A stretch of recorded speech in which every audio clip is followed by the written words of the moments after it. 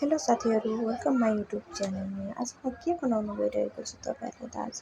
तपाईँलाई पनि थाहा छैन, आउनुहोस् म भन्छु।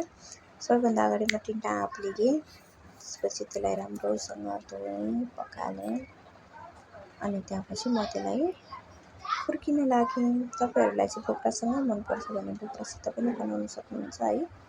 मलाई चाहिँ बोक्रासितभन्दा छिलेको मनपर्ने भएर चाहिँ मैले छिलेर बनाउन थालेको छु। बोक्रा राम्रोसँग छिलेपछि चाहिँ त्यसलाई चाहिँ एउटा कोरेसोमा चाहिँ कोर्ने हो।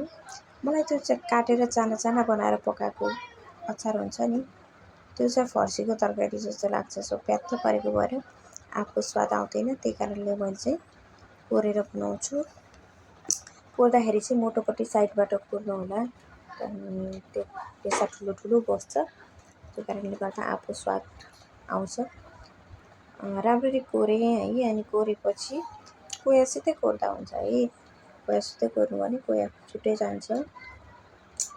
सो मैले चाहिँ सबै आँप कोरेँ, देख्न सक्नुहुन्छ एक साइड कोया अनि एकातिर कोरेको आँप। मलाई चाहिँ यो कोरेको आँपको अचार चाहिँ साह्रै मन पर्यो। यसको यो रेसा रेसा चाहिँ साह्रै मिठो हुन्छ, ठिक्क आँप फ्लेभर आउँछ। त्यसको लागि चाहिँ मलाई थोरै सक्खर चाहिन्छ। मलाई धेरै गुलियो मन नपर्ने भएर थोरै राखेँ मैले। रातो खुर्सानी अनि त्यसपछि चाहिँ मिठा सुप यानि कि देसी सुप पनि भन्ने गर्छ यसलाई। अनि त्यसपछि अलिकति लसुन भयो भने चाहिँ मिठो वासना आउँछ। सो खानेले हाल्दा हुन्छ, नखानेले नहाले पनि केही फरक पर्दैन। त्यसपछि चाहिँ कोरेको आँप मैले उता कराही बसालिसकेको छु। कराही तातिसकेपछि चाहिँ थोरै तेल मैले त्यसमा राखेँ, धेरै तेल पनि राख्नु पर्दैन, सहर पगाल्नु मात्र पर्ने भएको भएर।